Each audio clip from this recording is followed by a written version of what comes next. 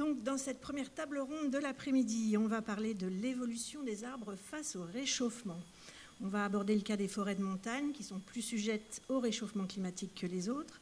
On va aussi parler des chênes et des hêtres, les deux essences les plus répandues des forêts de métropole, et particulièrement des vieux arbres centenaires qui sont intéressants car ils ont survécu déjà au changement de conditions climatiques. Et enfin, on évoquera le cas du pin maritime et de l'angélique, particulièrement exploité en Guyane française. Comment ces arbres s'adaptent-ils à la température montante ? Est-ce que certains possèdent des variants génétiques spécifiques qui les aident à résister ? Et comment influence-t-on le profil génétique des arbres en les sélectionnant via la gestion forestière ? Ce sont les thématiques qui intéressent nos invités. Alors, Thibaut Cablan, bonjour, vous êtes généticien de l'adaptation à Université Grenoble-Alpes et vous allez nous présenter le projet Maladaptri, quel risque de maladaptation au changement climatique dans les forêts de montagne. Benjamin Bracchi, bonjour, vous êtes biologiste de l'évolution à l'INRAE, l'Institut national de recherche pour l'agriculture, l'alimentation et l'environnement, et vous allez nous parler du projet Microforest, mesurer l'influence de la gestion sur la diversité génétique et les effets sélectifs du micro-environnement dans la régénération naturelle des forêts. Isabelle Chuin, bonjour, vous êtes écologue spécialiste de l'impact du réchauffement climatique sur les plantes et les arbres au CNRS Montpellier. Et vous allez nous parler de votre projet Tools for ADAPT, fournir des outils de gestion efficaces pour atténuer l'impact des conditions climatiques futures sur les chênaies et les hêtraies. Et vous avez choisi d'inviter nos trois parties prenantes. Alors, Lucie Lombard, vous êtes coordinatrice de l'association Forêt Alpine à Briançon, qui fait le lien entre les scientifiques et les acteurs de terrain. Yves Roussel, vous êtes généticien au pôle recherche et développement de l'ONF, l'Office national des forêts. Et enfin, Philippe Proudhon, vous êtes responsable du réseau Graines et Plants à l'ONF, l'Office national des forêts. On commence par les présentations. C'est parti. Alors, bonjour à tous. J'appuie là-dessus, c'est ça ? Ça va être le même que... J'attends que ça arrive, tranquillement. C'est bon. Okay. Oui, du coup, moi, c'est Thibaut Cablan. Je suis effectivement enseignant-chercheur à l'Université Grenoble-Alpes. Et je représente l'ensemble de personnes que je présenterai un peu plus tout à l'heure. Et on est tous intéressés, alors qui travaillons dans ce projet Maladaptri, ou qui allons commencer à travailler dans ce projet Maladaptri, avec l'objectif d'aller mieux estimer l'impact que le changement climatique peut avoir sur les forêts de montagne. Et on a tous, vous verrez, des approches un peu différentes pour faire ça. Et l'idée du projet, c'est vraiment d'aller combiner, intégrer ces approches-là pour avoir une meilleure capacité de prédiction de cet impact et comprendre aussi les facteurs, notamment climatiques, qui influencent fortement nos peuplements en montagne. Alors tout d'abord, prédire l'impact du changement climatique, c'est fait, ça a été fait depuis une vingtaine d'années, un petit peu plus maintenant, beaucoup en utilisant des modèles de niche, de distribution d'espèces, où on a différents facteurs climatiques, on a la donnée de présence et d'absence potentiellement des individus, enfin des espèces. On est capable de caractériser cette niche climatique, donc les réponses de probabilité de présence le long du gradient climatique. Et en intégrant ce qui va se passer en fonction du scénario de changement climatique, on est capable d'aller dire où la probabilité de présence de l'espèce va augmenter ou diminuer dans le futur. Et ça, alors c'est une façon de regarder ces impacts-là qui est intéressante, mais qui omet complètement une chose, la variabilité intraspécifique et le fait qu'au sein des espèces, notamment les espèces forestières, notamment les espèces avec des grandes tailles de population, celles qui nous concernent aujourd'hui, et on a une variabilité adaptative qui est conséquente, à savoir, là vous avez par exemple des individus qui proviennent de différentes provenances, différentes populations sources. Pour l'épicéa de Sitka, ils ont été plantés il y a 7 ans, enfin avant la photo c'était il y a 7 ans, dans un jardin couvert à Vancouver, et on s'aperçoit qu'ils expriment des phénotypes qui sont très très différents, ce qui aura des conséquences directes sur leur capacité de survie et d'implantation dans un endroit donné en fonction du climat local. Donc ça c'est le phénomène d'adaptation locale qui induit un lien fort entre l'environnement local, une sélection via les phénotypes sur la donnée génétique. et qui peut être vu comme ce que je vous ai mis, le petit pictogramme en bas, un partitionnement de la niche climatique en autant de niches populationnelles, c'est-à-dire qu'une population qui est là à gauche de notre graphique sera potentiellement pas capable de survivre à un autre endroit où l'espèce peut être présente, mais pas cette même composition génétique. Et du coup, depuis un petit peu moins longtemps que les SDM, ont été mis en place des approches qui permettent de faire des prédictions de l'impact du changement climatique à l'échelle de la population, en prenant compte de cette variabilité intraspécifique, plutôt que de rester sur une espèce complètement homogène.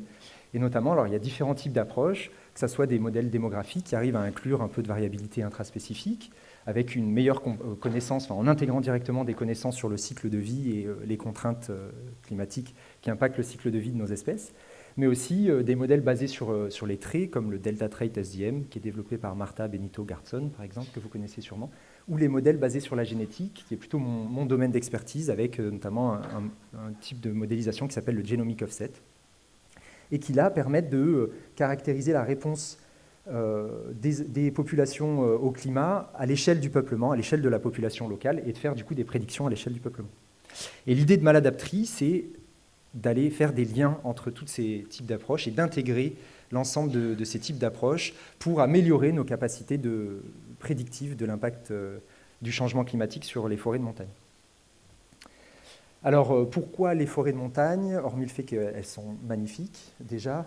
C'est particulièrement vulnérable au changement climatique, qui va 2 fois plus vite en montagne, alors ça dépend des estimations, mais qui est rapide. Les acteurs, les gestionnaires sont inquiets déjà de voir le dépérissement qu'il y a sur leur peuplement. C'est le support aussi de nombreux services écosystémiques. Et aussi, on a un paramètre qui est assez intéressant, c'est qu'on a des gradients climatiques qui sont très forts à très faible échelle géographique. Et du coup, il y a un intérêt particulier quand on étudie l'adaptation locale pour voir ce qui se passe à faible échelle géographique comme ça. L'équipe qui va faire ça, donc elle est présentée ici. Je ne vais pas montrer tout le monde, mais avec des domaines d'expertise qui sont très différents, qui vont nous permettre, on l'espère, d'intégrer toutes ces approches dans des modèles un peu intégratifs, avec des spécialistes vraiment de la génomique, génétique quantitative, plutôt des spécialistes des traits, de l'écologie des espèces, et j'en passe.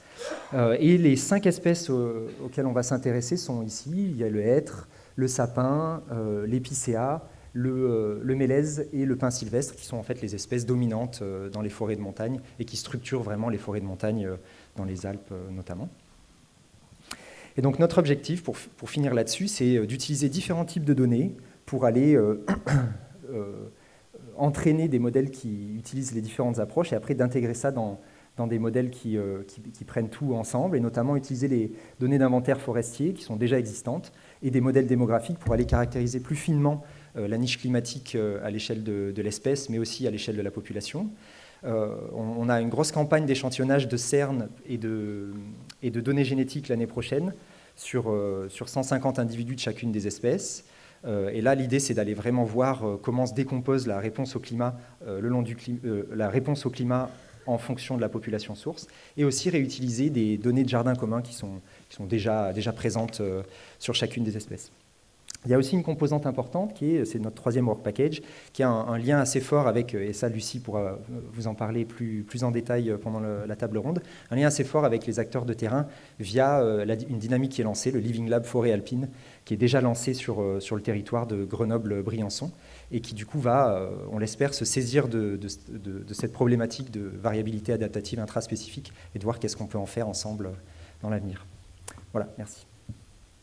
Merci beaucoup.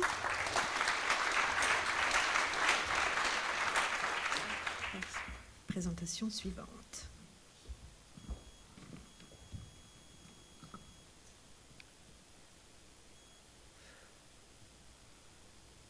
Donc en attendant, bonjour à tous. Donc, je m'appelle Benjamin Bracchi, je suis chercheur à l'INRAE à Biogeco, à côté de Bordeaux. Et le projet dont j'ai coordonné le montage s'appelle Microforest. L'idée, c'est de mesurer l'influence de la gestion sur la diversité génétique et les effets sélectifs du micro-environnement dans la régénération naturelle des forêts. Donc on se situe vraiment dans un contexte où on étudie le mécanisme de régénération naturelle. Et je vais peut-être vous surprendre, mais en fait, sur le papier, les populations d'arbres forestiers, elles ont tout pour évoluer assez rapidement. Les populations, elles sont très grandes, elles ont une grande diversité, elles ont un nombre de reproducteurs souvent important, une fécondité importante, Et en plus de ça, il semblerait quand même qu'on a une sélection importante. En témoignent peut-être les épisodes de dépérissement, mais dans la régénération, en forêt, vous voyez bien qu'il y a une grande majorité des semis qui meurent avant d'atteindre un stade plus avancé.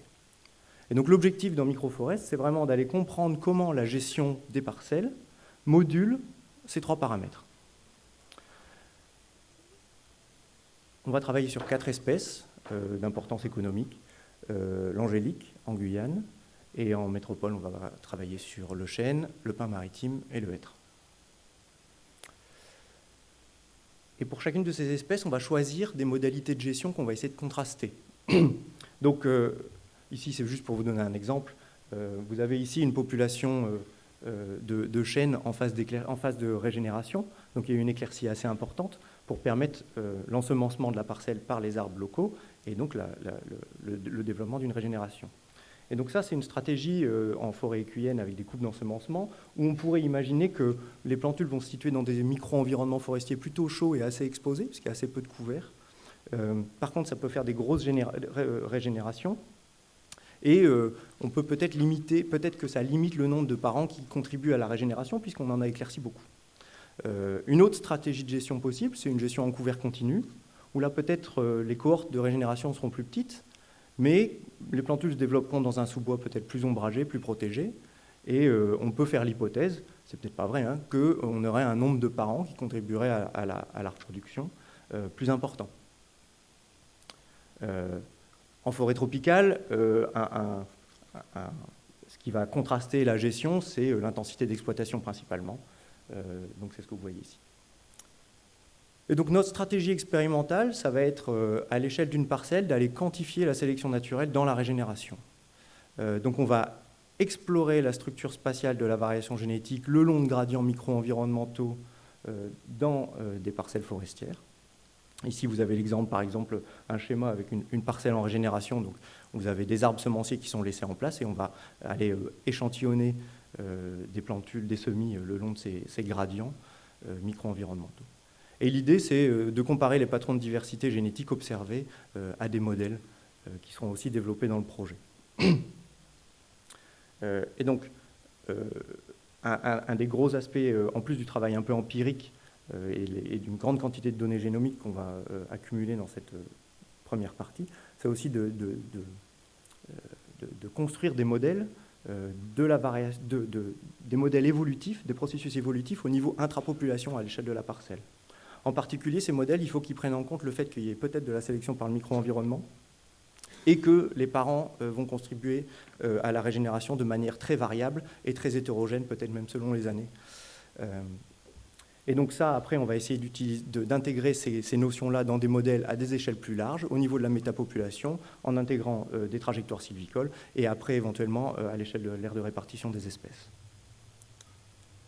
Donc Microforest est organisé en 4 work packages, donc je vais passer le premier, mais ce que je viens de vous décrire, c'est principalement le contenu du work package 2, donc, qui traite de la démographie, de la diversité génétique et de la sélection naturelle dans les cohortes de semis, la modélisation dans le work package 3.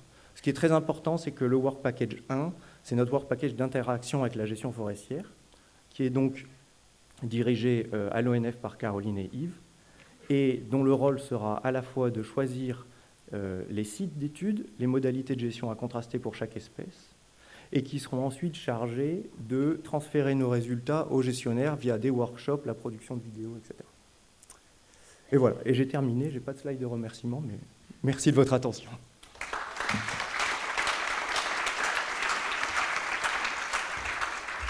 Merci Isabelle pour la 3e présentation.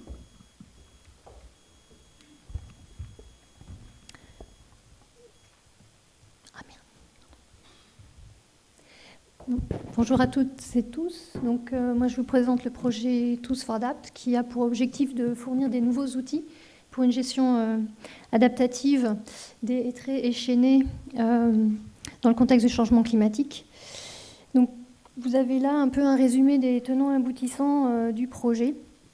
Donc on se concentre sur les échaînées et hêtraies, parce que bon, ce sont, comme on l'a dit tout à l'heure, les essences vraiment dominantes dans nos forêts métropolitaines, et qui montrent depuis quelques années des signes de dépérissement et de déclin, notamment à cause de problèmes sanitaires et de régénération.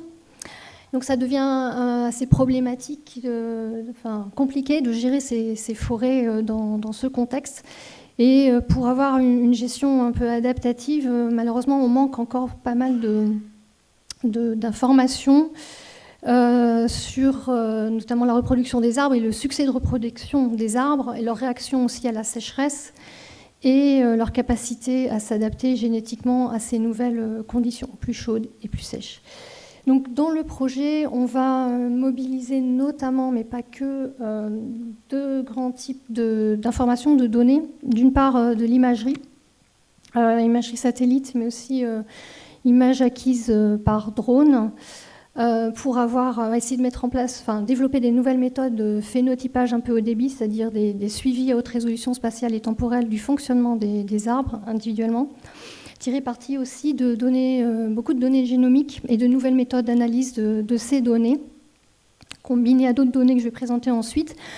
On aimerait, à la fin du projet, arriver à quantifier la diversité génétique des traits fonctionnels qu'on va cibler dans le projet, donc les traits qui sont liés à la réponse à la sécheresse, tous les traits associés à la reproduction, au succès de reproduction, donc production de graines, des arbres, et aussi les traits de phénologie. Donc quantifier la diversité génétique de ces traits fonctionnels, élucider aussi, faire la part de leurs composantes génétiques et environnementales. Et surtout, à la fin, ce qu'on aimerait, c'est réussir à identifier du matériel génétique intéressant pour des plans d'enrichissement. Et en même temps, un peu un sous-produit, je dirais, de tout ce qu'on va faire, ça va être aussi de produire un outil qui permettra d'anticiper la production de graines. Donc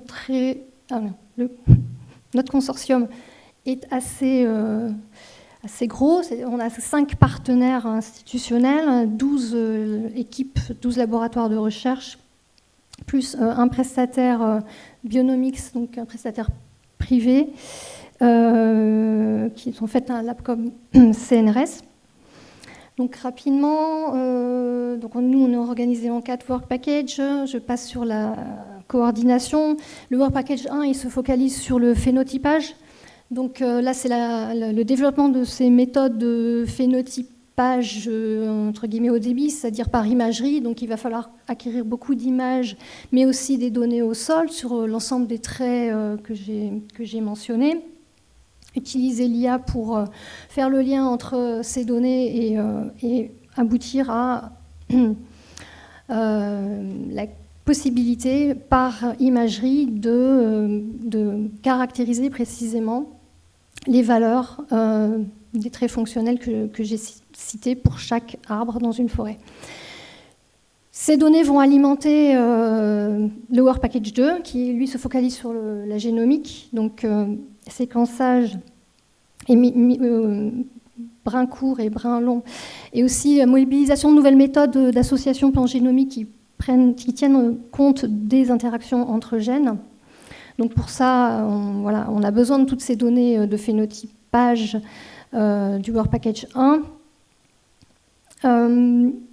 Ces données, génomiques et phénotypiques, vont alimenter des modèles qui vont être mis en œuvre en dehors du projet, dans 2 autres projets ANR avec lesquels on va travailler, FagRescue et Regema. Ce sont des modèles de fonctionnement de l'arbre qui vont nous donner les performances des arbres, enfin des phénotypes en fait, les phénotypes qu'on aura identifiés sur le terrain et que les modèles de génomique pourront prédire. Voilà, ces modèles de fonctionnement nous donneront les performances de ces arbres dans les conditions climatiques futures. Donc c'est le lien entre ces modèles, les modèles de génomique, et puis toutes les données phénotypiques qu'on va acquérir dans le package 1 qui vont nous permettre d'identifier du matériel génétique intéressant pour les plans d'enrichissement. Et enfin, dans le package 3, donc on va faire un transfert des outils qu'on aura développés, notamment l'outil prédictif de production de graines et aussi les méthodes de suivi par imagerie des traits fonctionnels en forêt. Et je pense que j'ai pris tout mon temps de parole, juste pour dire que le gros du projet, c'est vraiment l'acquisition de données sur le terrain, et vous voyez tous les sites sur la carte là qu'on va aller instrumenter et mesurer. Et je vous remercie pour votre attention. Merci beaucoup.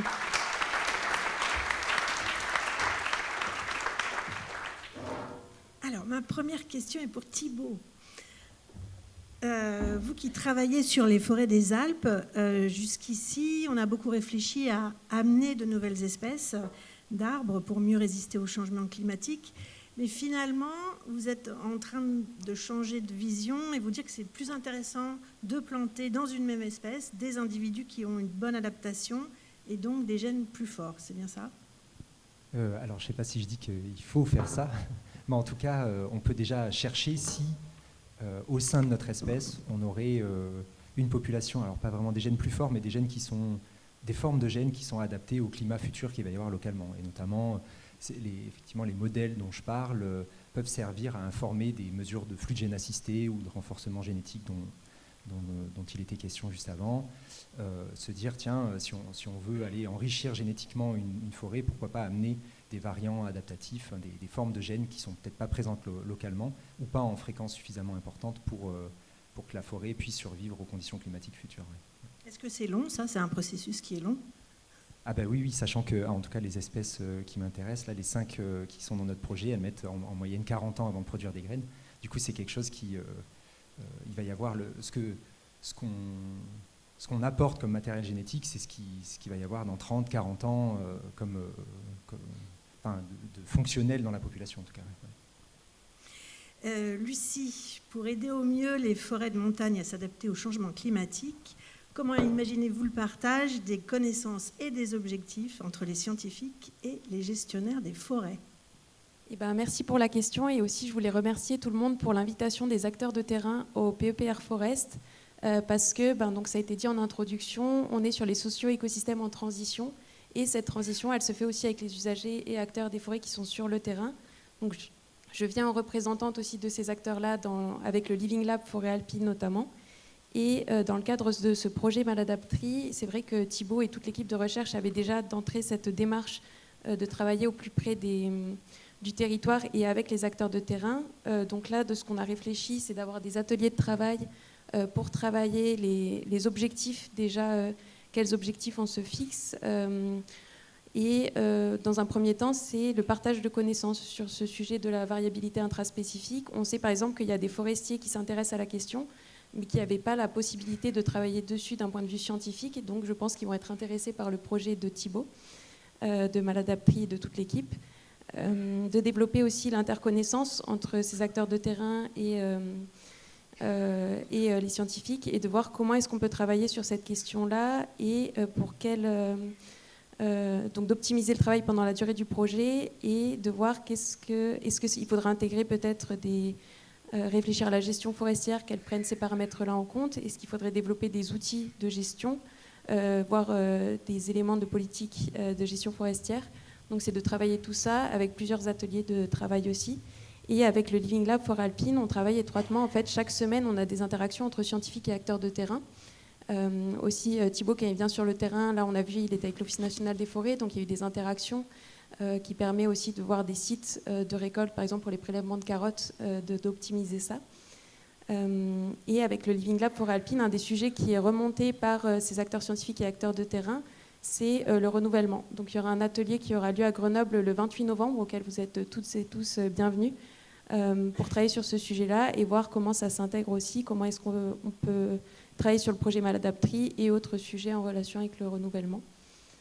Et après, on sera dans la co-construction pour le projet Maladaptri, donc on a beaucoup à faire et ça va être très pertinent pour le territoire.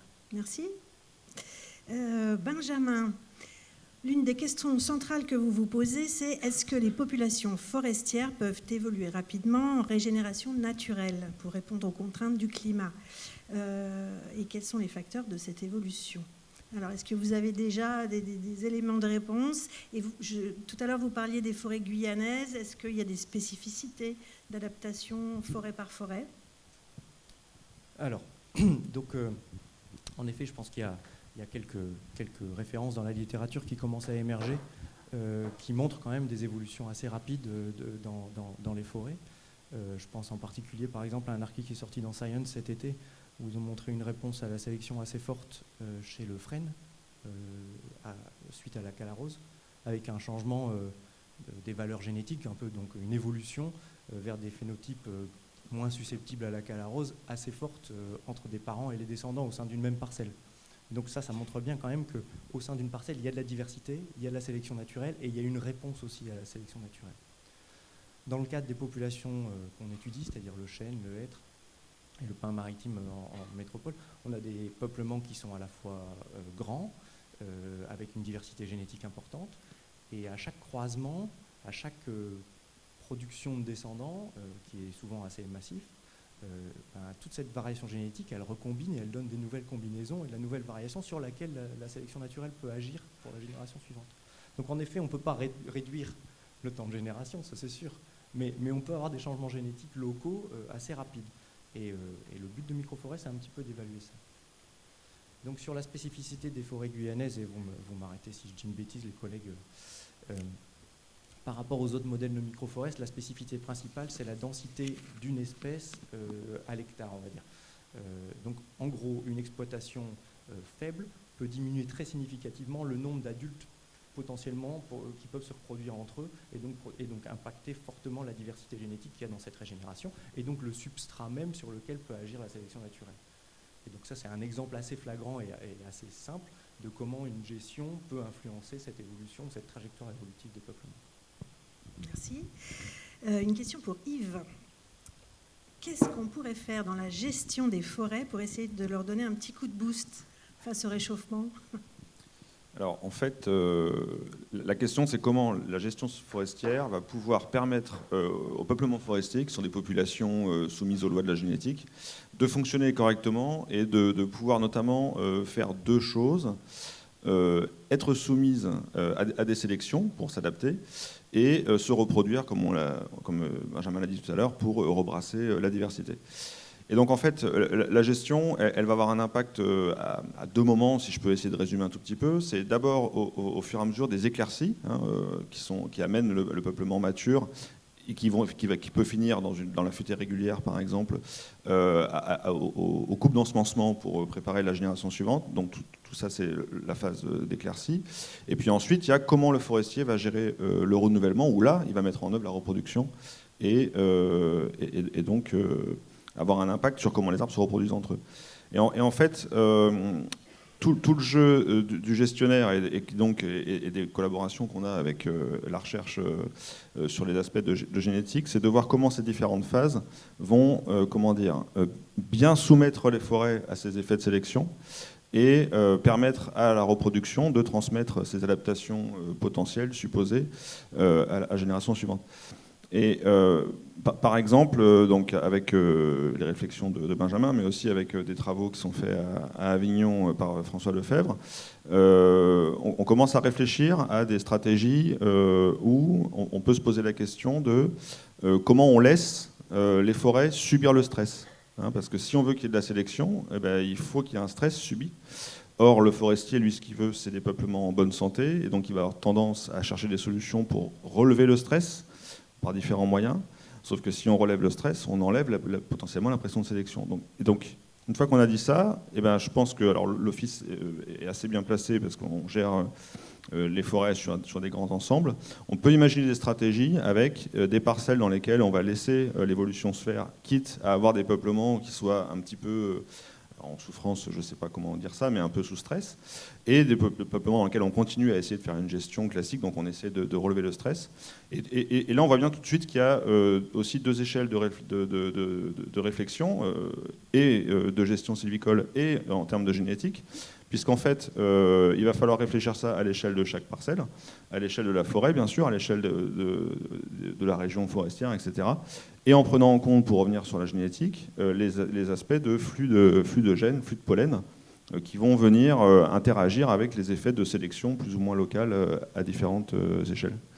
Donc voilà un peu l'état des lieux des réflexions. D'accord. Et donc finalement, vos expériences à vous, votre retour de terrain, va être utilisé ensuite par Benjamin aussi pour faire des modélisations, pour aller plus loin dans la génétique. Est-ce que c'est une sorte de cercle vertueux comme ça entre vous, de passation des connaissances ? Alors, oui, alors j'essaye au mieux de représenter les intérêts des gestionnaires. Moi-même, je ne suis pas gestionnaire forestier, je suis au département, au réseau recherche et développement de l'Office.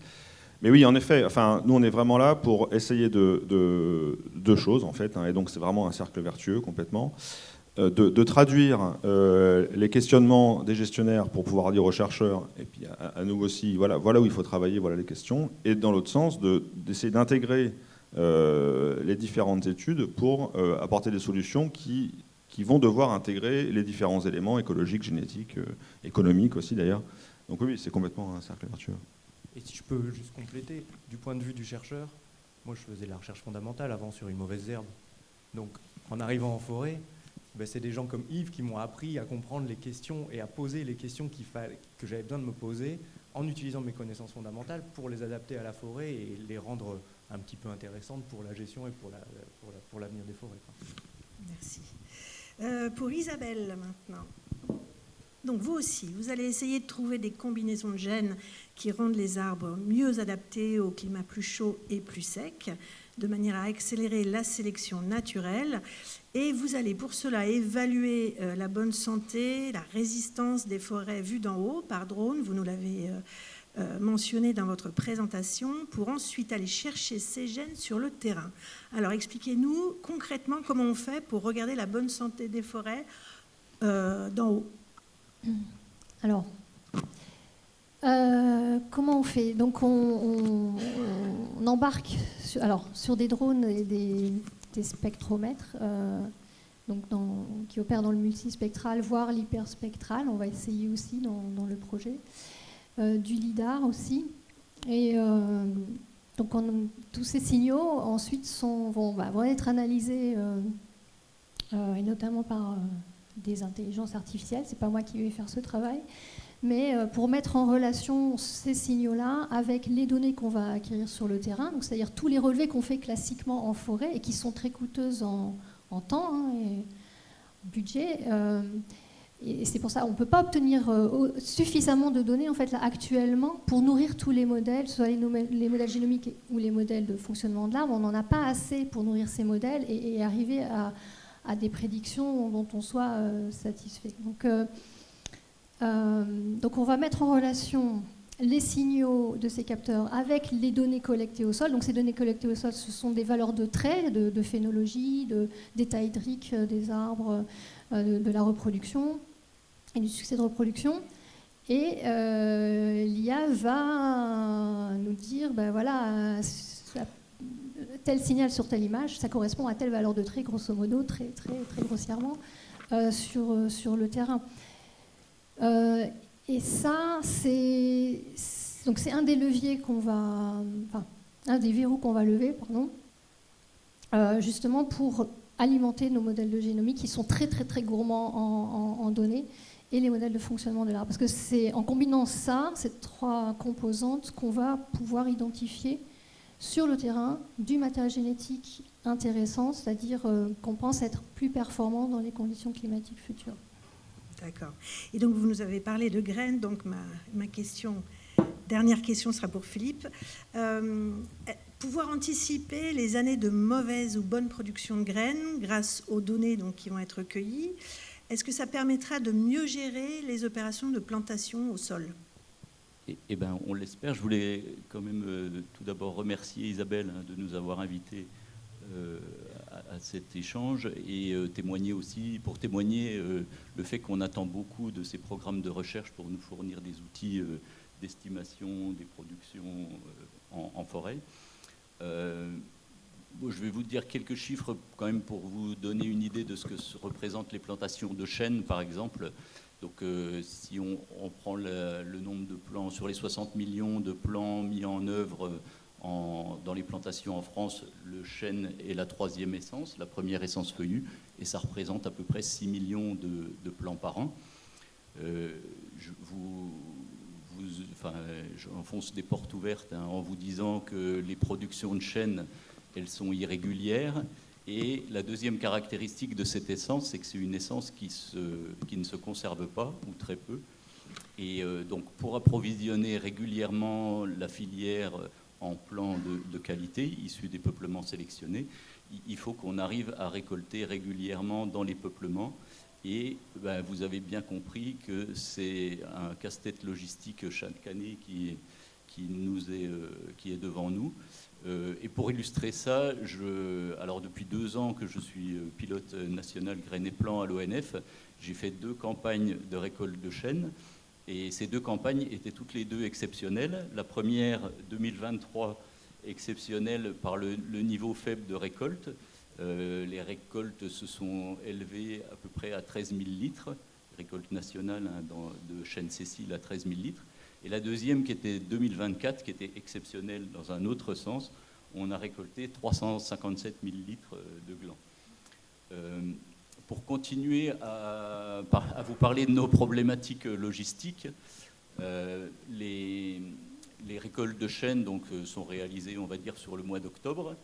Et donc les récoltes sont réalisées dans des peuplements sélectionnés, donc qui ont été inscrits sur un fichier d'un registre du ministère.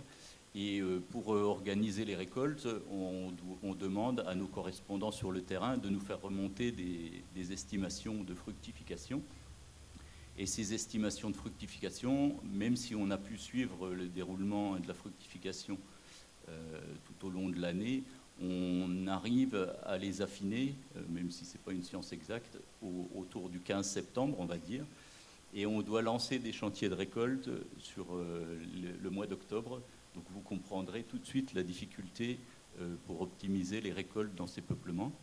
Et pour nous, donc, disposer d'outils d'anticipation, de prévision des récoltes et d'estimation des quantités de production des arbres forestiers et notamment des chênes, c'est vraiment primordial pour assurer toute la logistique derrière et assurer un approvisionnement régulier de la filière graines et plants. Donc ça se répercute tout au long de la chaîne, puisque les pépiniéristes sont en attente des récoltes qui ont été faites pour mettre en production, et les propriétaires attendent aussi les plants derrière pour pouvoir installer et organiser leur chantier. Voilà de façon très, très terre à terre l'illustration des problématiques qui se posent à la filière graines et plants pour l'approvisionnement en plants de chêne. Très bien, merci. Et peut-être une dernière question à vous tous, un petit peu générale. Est-ce que finalement les arbres français s'adaptent au réchauffement de manière générale? Est-ce que vous avez cette impression-là? Est-ce que vous avez des craintes? Est-ce que, voilà, qu'est-ce que vous diriez?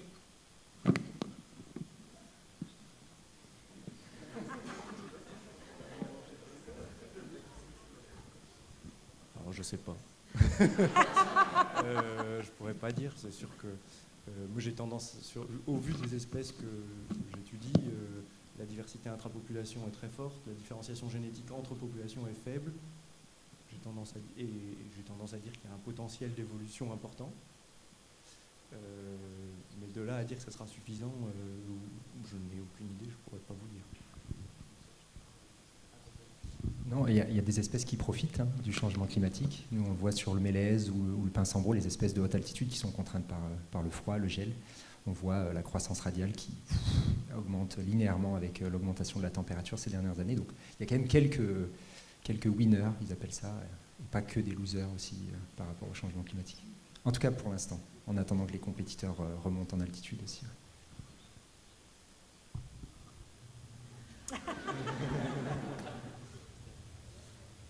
Enfin, je pense qu'effectivement, la pression de sélection actuellement est extrêmement forte dans les forêts. Donc, c'est vrai qu'il y a des atouts.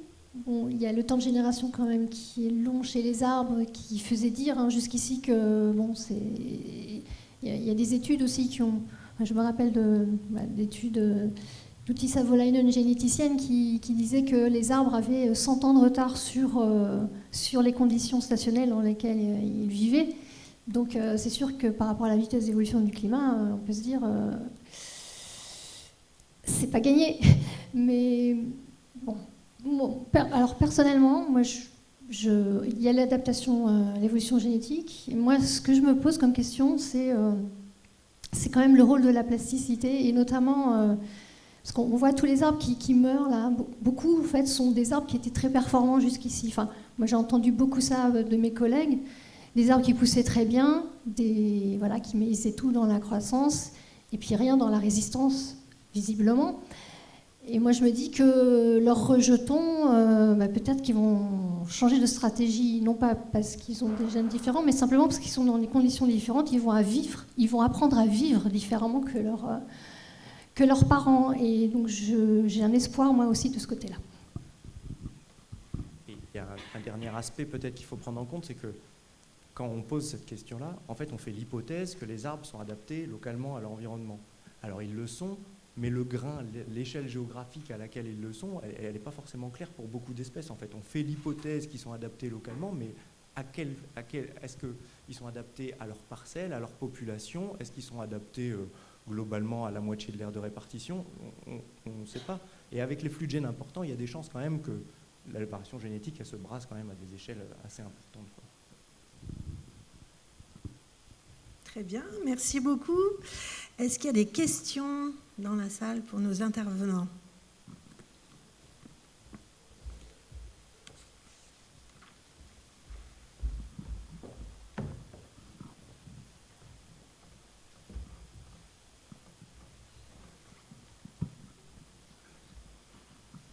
Merci, Ophélie Ronce, biologiste évolutive. Moi, j'ai l'impression que la question de l'adaptation génétique, il y a plein d'incertitudes sur, effectivement, qui est liée au cycle de vie des arbres, qui est liée à plein de choses qu'on ne connaît pas. Et effectivement, en même temps, je pense qu'on est en train d'apprendre plein de choses grâce au changement climatique et aux études qu'on mène sur l'adaptation, sur les contraintes, sur ses limites. Mais j'ai l'impression que cette source d'incertitude, elle est quand même à intégrer dans notre réflexion sur les forêts. J'ai pas de réponse là-dessus, mais en fait, on est dans ce système où on doit anticiper en fait, le devenir de ces forêts. Et il y a des problèmes pour moi qui sont des problèmes de l'ordre de l'éthique presque, qui sont est-ce que on peut, qu'est-ce qu'on fait quand on a effectivement une incertitude sur la capacité d'adaptation? Est-ce qu'il faut penser que ces chances-là sont faibles et anticiper des pratiques comme de la migration assistée, comme du remplacement d'essence, qui risquent d'être autoréalisatrices dans leurs impacts sur les forêts futures? Ou est-ce qu'il faut réfléchir en disant, même si les chances d'adaptation sont faibles, en fait, pour des raisons éthiques, il faut quand même laisser cette chance, autoriser cette chance plutôt que par nos pratiques, en fait, ne pas l'autoriser par le fait qu'on va remplacer les espèces par d'autres. Donc, j'ai l'impression que c'est plus cette incertitude liée à l'adaptation qu'il va falloir intégrer dans notre réflexion sur l'anticipation du futur, plutôt que d'être capable vraiment de prédire dans quel sens on va s'adapter ou qu'est-ce qui va être adaptatif dans le futur. Je pense qu'il faut qu'on réfléchisse à l'évolution et à l'adaptation comme à la fois une source d'incertitude, mais aussi une source de flexibilité potentielle qu'on intègre dans notre réflexion sur le devenir des forêts.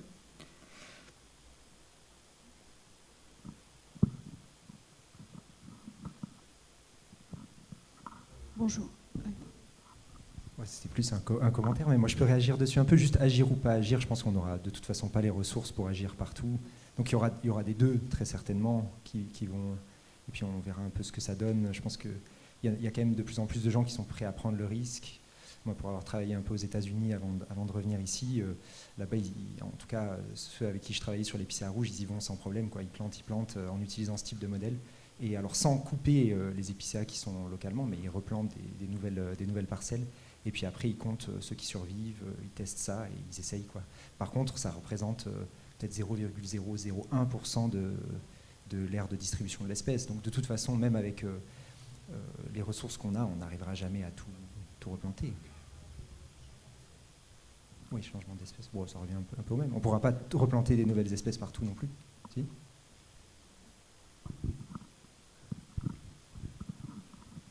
Bonjour, Catherine Bastien, généticienne forestière il y a quelques années. Moi, je vous poserai je voudrais vous interroger là. J'ai jamais entendu parler de l'hybridation interespèces. Enfin, voilà, vous avez pas parlé de la diversité intraspécifique et vous avez parlé d'interespèces, mais tout ça, c'est dans la dynamique et dans la vraie vie. Ça s'intercroise et puis on sait que l'évolution, ça a aussi mobilisé ces événements-là.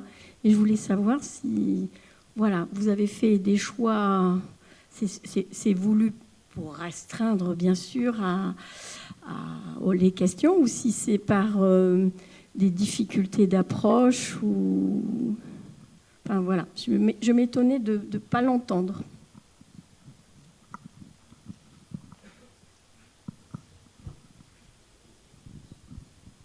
Non, je pense pas qu'on est... Enfin, en tout cas, en ce qui concerne... On n'a pas éliminé cette chose-là parce qu'on ne l'aborde pas. Au contraire, c'est un sujet qui est assez travaillé, donc pas forcément dans les projets là, je pense pas. Mais il y a d'autres projets dans lesquels on regarde notamment l'hybridation dans le complexe des chaînes, donc l'hybridation, j'allais dire ancestrale, mais enfin, déjà passée, et voir comment ces hybrides-là peuvent réagir différemment ou pas à des événements climatiques. Et dans le PEPR, enfin dans le projet ciblé Régie Adapt, il y a toute une tâche complète qui vise à, enfin Benjamin pourra en parler mieux que moi, mais qui vise à faire des croisements entre espèces. Alors pour le coup cette fois-ci avec des pools génétiques locaux et hybridés avec des pools génétiques pas locaux, hein, vraiment pour avoir des différences d'environnement qui peut-être auront imprimé quelque chose à la génétique, et voir du coup ce que ça donne en termes de valeur d'hybride. Oui, donc du coup c'est vrai que dans Régie Adapt on a une tâche là-dessus qui est à la fois qui a soit de la variation interspécifique entre espèces qui peuvent s'hybrider, et donc la tâche elle se met dans la situation de donc post-flux de gènes assistés. Donc on a introduit une provenance ou une sous-espèce localement. Quelles sont les conséquences génétiques de son croisement avec la population ou l'espèce locale. Donc il y a plusieurs espèces qui sont traitées. Et l'idée, c'est d'essayer de voir si, d'une, il y a des conséquences négatives, une dépression on dit outbreeding depression, donc on dit dépression d'allofécondation. Donc est-ce que se croiser avec quelque chose de trop distant, ça a un effet négatif? A priori, c'est rare chez les arbres quand même, surtout intraspécifique. Et puis il y a une question de savoir si ça peut être bénéfique. Est-ce qu'on augmente la variation génétique des traits importants pour la survie des stades juvéniles en amenant de la variation génétique de provenance distante dans nos populations? Donc ça, c'est des questions qu'on essaie de traiter là. Dans Microforest, en effet, je pense alors, les chênes sont tous plus ou moins un peu hybrides, donc ils ont tous une part. Et d'ailleurs, on est en train d'illuminer ça dans le labo avec l'étude des pangénomes. Et donc là, on commence à avoir vraiment des données hyper fines sur les variants structuraux qui différencient les espèces de chênes, et les résultats sont fascinants. Et donc c'est possible que dans l'analyse génétique qu'on fera dans Microforest des semis, on ait certaines régions du génome qu'on choisisse pour bien caractériser le niveau d'introgression entre les espèces. Mais j'aurais tendance à partir plutôt sur des parcelles avec plutôt une espèce dominante, plutôt chêne sessile, je pense, pour justement pouvoir interroger des effets sélectifs plus fins que sur le niveau d'hybridation entre deux espèces. Et juste une toute petite précision, en fait, il y a aussi des aspects un peu réglementaires déjà, alors, parce que typiquement par rapport à ces hybridations et des aspects de gestion, il y a pas mal de questions qui se posent. Il faut bien voir qu'on vient d'un climat constant, et où les puretés spécifiques, si je peux me permettre de m'exprimer ainsi, étaient quand même quelque chose d'assez important en gestion forestière, ne serait-ce que pour savoir quel plan on vendait. Un plan forestier, pour la plantation, c'est un objet commercial, donc il faut savoir si vous achetez du chêne sessile ou du chêne pédonculé. Et pour la gestion forestière elle-même, pour l'utilisation des bois, etc. Donc là, le fait d'avoir ces espèces, en tout cas pour le complexe du chêne, notamment le pubescent par exemple, ça interroge quand même, et c'est un changement de façon de réfléchir qui n'est pas anodin pour les gestionnaires aussi. Donc il faut aussi alimenter le débat avec ça. Et pour les sapins, là on a donc... Alors, les collègues d'Avignon me contrediront, j'espère pas, mais donc la zone d'hybridation n'est pas naturelle en France, mais on imagine ramener des espèces méditerranéennes, et donc se pose aussi ces questions-là. Donc je pense qu'il va falloir avoir en tête, encore une fois, des stratégies à différentes échelles, différents temps, c'est-à-dire des stratégies de conservation pour conserver les ressources génétiques locales. Je pense que ça reste vraiment un objectif à continuer à avoir, et des stratégies potentiellement parmi d'autres d'hybridation pour adapter les pools génétiques locaux, quoi. Mais il y aura quand même ces deux dimensions à avoir en tête. Myriam Leguet, AgroParisTech. Ma question s'adresse plutôt à Isabelle. Identifier du matériel génétique intéressant, ce serait quoi? Ce serait des phénotypes, des populations? Et pour le réintroduire, est-ce que vous avez déjà en tête des modèles pratiques de réintroduction, sachant qu'il s'agit d'espèces qui ne font pas l'objet d'un programme d'adaptation en France et qui sont plutôt gérées par régénération naturelle? Alors, ce qu'on va identifier, oui, ce sont des phénotypes intéressants. Les modèles de génomique vont nous dire quel matériel génétique est associé à ces phénotypes intéressants. Maintenant, je n'ai pas bien compris, c'est quoi le modèle de réintroduction? Je ne connais pas les modèles. On a les deux modèles, par régénération naturelle et par plantation. Ah oui, d'accord.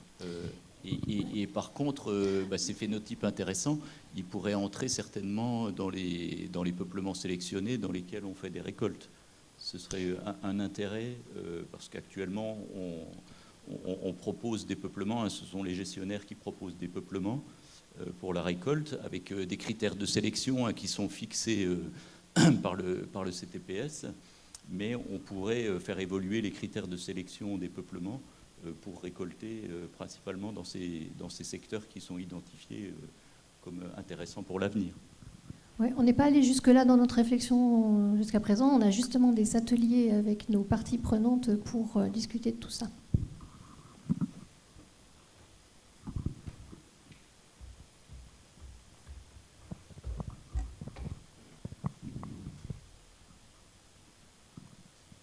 Oui, François Lefebvre, donc je suis généticien, mais je voudrais poser une question sur un point qui, enfin peut-être pas pour les gens qui sont ici, sur les aspects économie, parce que là on fait référence à des modes de gestion en plantation ou régénération naturelle ou enrichissement, qui peuvent être aussi pilotés par des considérations économiques, c'est-à-dire que c'est pas le même coût de faire l'un ou l'autre, on peut arrêter la plantation parce que ça coûte trop cher, ou etc. Donc est-ce qu'il y a une réflexion amont, ou est-ce que ces projets-là pourraient apporter... est-ce qu'on est capable, du point de vue économie, de dire en fait, il faudrait un gain de temps pour que ça justifie le coût économique, voilà, ou on parle de risque à quel terme, enfin voilà, comment se fait le lien entre ces projets et la conciliation économique? Bien que généticien, je suis convaincu que c'est un peu l'économie qui va piloter le système. Mais bon. Je rajouterais même que je suis d'accord effectivement sur les stratégies, mais ce dont on est en train de parler là, c'est aussi, si on pense en logique économique, c'est le sacrifice. C'est un sacrifice, ce que vous demandez potentiellement comme délai, comme prise de temps, comme prise de recul, comme prise de risque aussi. Et cet enjeu de sacrifice et donc de partage de l'effort qu'on va demander demain, c'est effectivement un des trade-offs dans lesquels, et donc je trouve que le dialogue effectivement avec ce que vous faites, effectivement doit se faire aussi au regard je dirais pas des contraintes, des contingences qui s'opèrent sur la gestion. On parlait effectivement des trajectoires de régénération de certains, voilà, effectivement, il y a cette notion de sacrifice. Avant, on parlait de sacrifice d'exploitabilité quand on faisait des choix de laisser des délais, ou quand on considérait effectivement qu'il y avait un délai à faire, ou qu'on laissait au profit d'autres stratégies de gestion. Mais là, on parle d'un autre horizon de sacrifice, en laissant faire le levier génétique potentiellement. Et juste, il y a une chose dont on n'a pas parlé, il y a effectivement le choix des modes de régénération effectivement qui se pose. Mais aujourd'hui, il y a même un choix de gestion qui est celui d'éliminer les peuplements fatigués. Parce que c'est un sacrifice de les garder. Mais vous, ce que vous dites, c'est qu'il faudrait les conserver. Donc avant même de savoir par quoi on va remplacer, aujourd'hui, on a une stratégie de gestion de ces peuplements dépérissants qui va plutôt à l'encontre de ce que vous dites. Et donc ce dialogue-là, sans parler des grandes théories des pratiques de demain, mais déjà par rapport aux pratiques d'existence, ce que vous suggérez, c'est un dialogue très intéressant avec des stratégies qu'on a aujourd'hui. Et le dialogue, il faut se faire effectivement avec cette réalité économique. Pardon, je ne sais pas pour répondre à la question, mais est-ce que vous avez en tête effectivement ces contraintes-là ?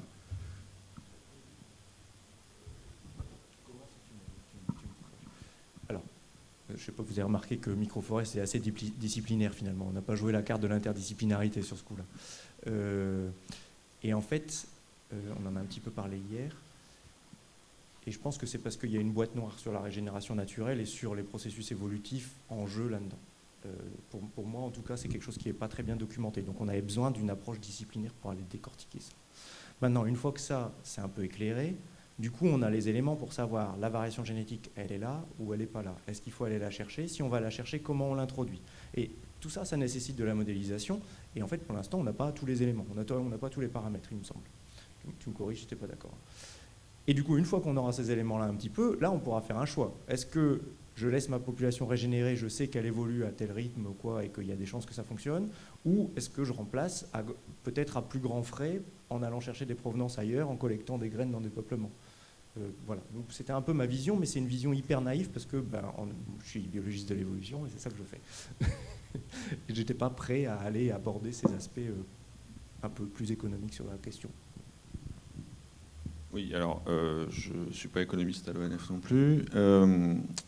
En fait, évidemment,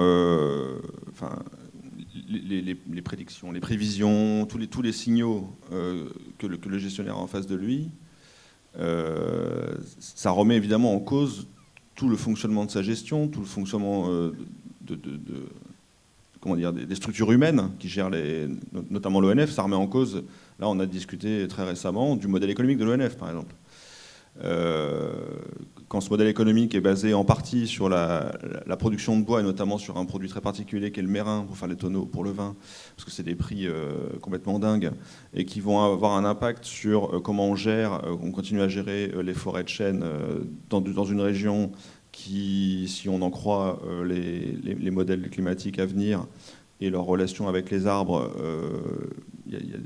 on ne sait pas quel est l'avenir du chêne dans ces endroits-là. Évidemment, ça c'est des questions qui sont en cours.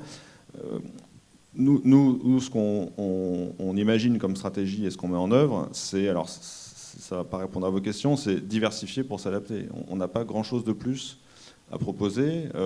C'est quand même très difficile d'être déterministe, vu toutes les incertitudes qu'il y a en termes de choix de société par rapport au changement climatique. On peut garder un espoir qu'un jour on se réveille et que finalement le changement climatique soit différent que le scénario le plus pessimiste. Bon.